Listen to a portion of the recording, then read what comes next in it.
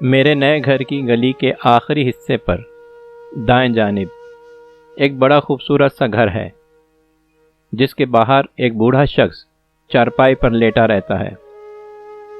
یہ نہ کسی سے بات کرتا ہے اور نہ ہی چلتا پھرتا ہے، بس چارپائی پر دن رات لیٹا بیٹھا کھانستا رہتا ہے، اور جب کھانس کھانس کر تھک جاتا ہے تو پھر دوبارہ کھانسنے لگتا ہے۔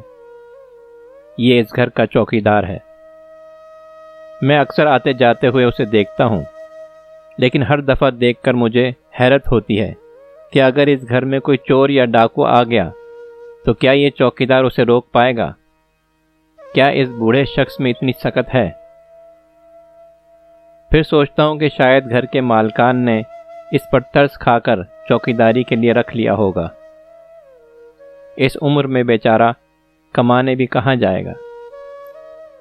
اس روز بھی میں نے گاڑی گلی میں موڑی تو وہی چوکیدار کھانستا ہوا نظر آیا۔ اسے دیکھنا اور دیکھ کر بغیر کچھ کہے آگے بڑھ جانا میری روز کی روٹین تھی۔ اس چوکیدار والے گھر کے بعد مین روڈ شروع ہو جاتا ہے، لہٰذا میں نے مین روڈ پر گاڑی چڑھائی اور 15-20 منٹ کی ڈرائیو کے بعد میں اپنی منزل پر پہنچ گیا۔ میں شہر کے ایک بڑے اور متوسط علاقے میں ایک معروف موٹیویشنل اسپیکر کا خطاب سننے آیا تھا۔ میں ان صاحب کا نام نہیں لوں گا اور یہ بھی بتا دوں کہ میں نے صرف ازرائے شرافت اس موٹیویشنل اسپیکر کو صاحب کہہ دیا ہے، مگر سچ پوچھیں تو اس اسپیکر کو صاحب کہنے کا میرا بالکل بھی دل نہیں کر رہا ہے، اور یہاں جہاں کہیں بھی میں ان کے نام کے ساتھ صاحب کا لفظ استعمال کروں تو آپ سمجھ جائیں کہ یہ ان کا حق نہیں بلکہ میری شرافت ہے۔ یہ میری پرورش ہے کہ میں کسی برے کو برا نہیں کہتا۔ میں ایسا کیوں کہہ رہا ہوں یہ آپ خود ہی جان لیں گے تھوڑی دیر بعد۔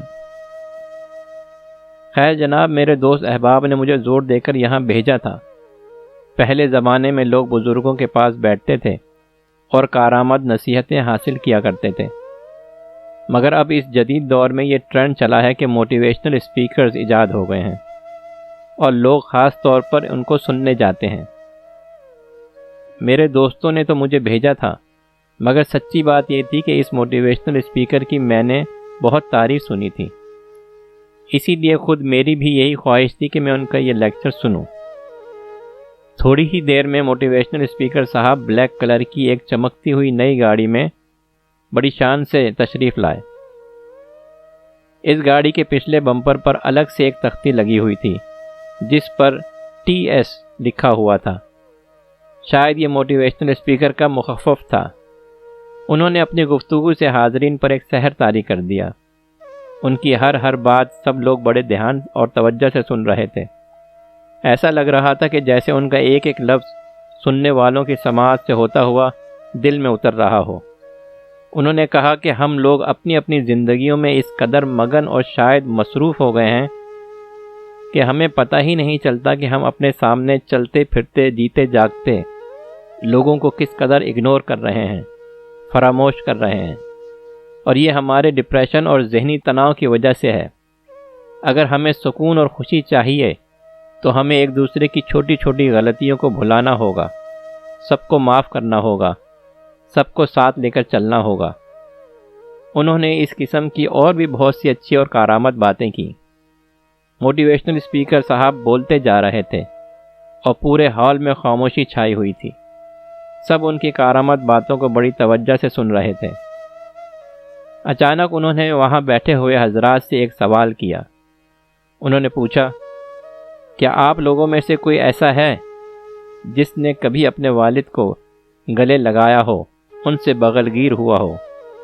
کچھ دیر سکوت رہا، پھر موٹیویشنل اسپیکر صاحب نے خاموشی کو چیرتے ہوئے آہستہ سے کہا، آج گھر جائیں اور جن کے والد حیات ہیں انہیں گلے سے لگائیں، پیار کریں، اور اگر کسی بات پر ان سے کوئی شکوہ بھی ہو تو اسے بھلا دیں اور پھر سے جینا شروع کریں۔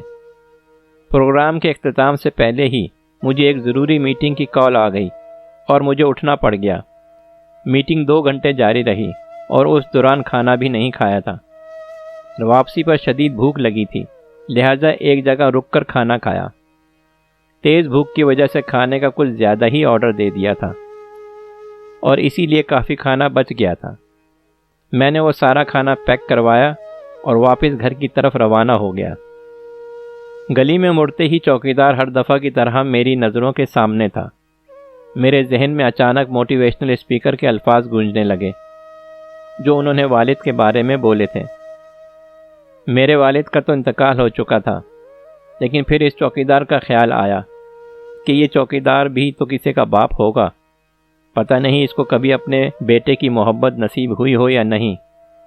میں نے اسی خیال کے تحت گاڑی چوکیدار کے پاس روکی اور پیک کروائے گئے کھانے کا شاپر اٹھا کر اس کے سامنے آ گیا۔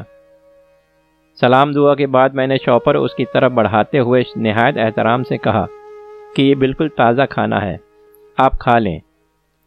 اس کی آنکھوں میں ایک چمک سی ابھری اور پھر اس نے انتہائی تیزی سے شاپر جھپٹ لیا۔ اس کا انداز بتا رہا تھا کہ اسے شدید بھوک لگی ہے۔ پھر اس کے بعد میرا معمول بن گیا، میں اکثر کوئی نہ کوئی برگر یا شاورما وغیرہ چوکیدار کے لیے لے جاتا، چونکہ اسے مسلسل کھانسی کی وجہ سے بولنے میں دقت ہوتی تھی، لہٰذا ہماری اکثر دعا سلام بس اشاروں میں ہی ہو جاتی تھی۔ ایک دن میں نے دیکھا کہ اس کے ہاتھوں میں کوئی کتاب ہے اور وہ ایک ایک لفظ غور سے پڑھ رہا ہے۔ مجھے بہت اچھا لگا کہ ان پڑھ ہوتے ہوئے بھی اسے کتاب پڑھنے کا شوق ہے۔ میں نے گاڑی روکی، سلام کیا اور قریب جا کر دیکھا تو میرے ہوش اڑ گئے۔ وہ چوکیدار دیوان غالب پڑھ رہا تھا۔ یہ میرے لیے شدید حیرت کی بات تھی، کیونکہ غالب کے اشعار پڑھنا اور ان کو سمجھنا تو ایک پڑھے لکھے شخص کے لیے بھی مشکل ہوتا ہے، کہاں ایک ان پڑھ چوکیدار اس کو پڑھ کر سمجھ سکتا ہے۔ اکثر چوکیدار تقریباً ان پڑھ ہی ہوتے ہیں، اس لیے ان کو غالب کا دیوان پڑھتے دیکھ کر میری جگہ کوئی اور بھی ہوتا تو اس کو تعجب ضرور ہوتا۔ میں نے تجسس کے ہاتھوں مجبور ہو کر اشاروں سے پوچھ ہی لیا کہ یہ کتاب یہاں کیسے آئی۔ اس نے مریل سی آواز میں کھانستے ہوئے بتایا کہ یہ کتاب اسے بہت پسند ہے اور وہ جتنی بار پڑھتا ہے اتنی بار اسے نیا لطف ملتا ہے۔ میرے ہاتھ پاؤں پھول گئے۔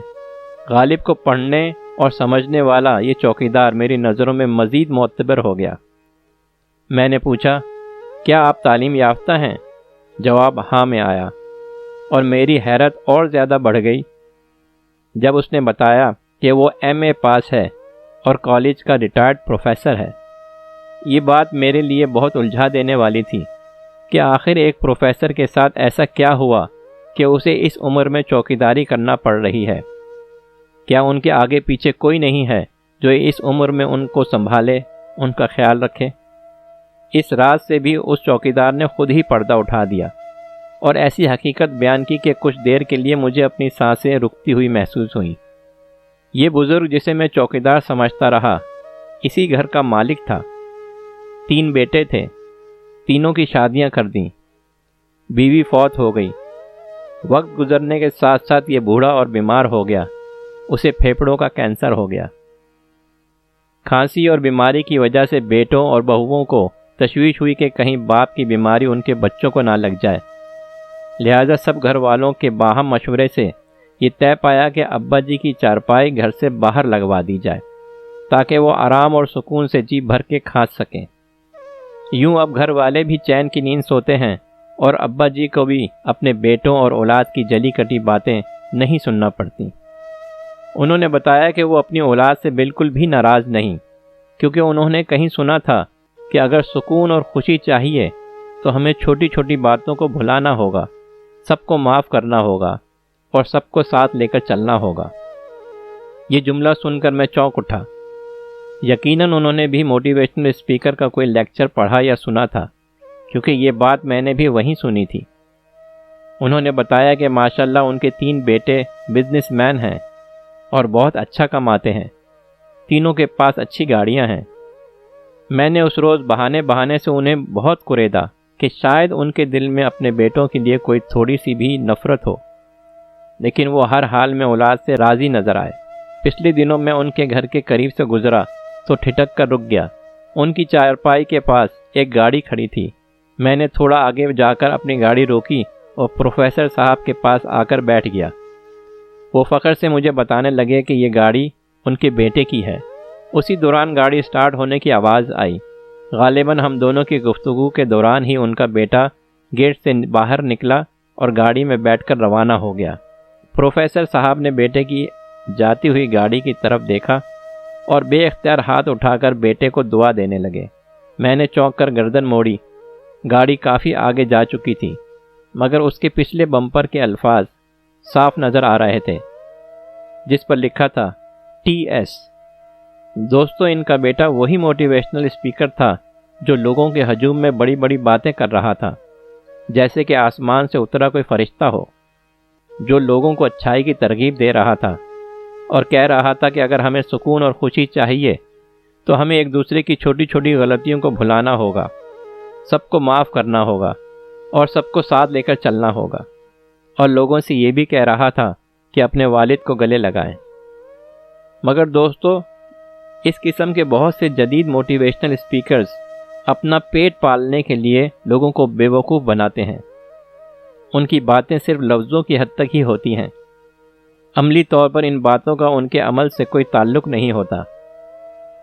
آج کے دور کے یہ جدید موٹیویشنل اسپیکرز جو غلط بیانی کرتے ہیں، ان کے لیے 1400 سال پہلے خود قرآن مجید کی 61ویں سورت الصف کی دوسری آیت میں اللہ تعالیٰ نے ارشاد فرمایا، یا ایھا الذین آمنوا لما تقولون ما لا تفعلون، کہ اے ایمان والو، تم وہ کہتے کیوں ہو جو کرتے نہیں ہو۔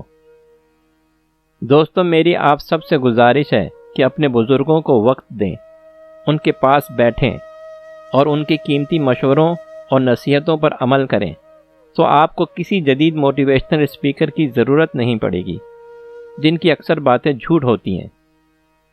اللہ تعالی ہمارے بزرگوں کو سلامت رکھے اور ہم سب کو ہر اچھی بات پر عمل کرنے کی توفیق عطا فرمائے۔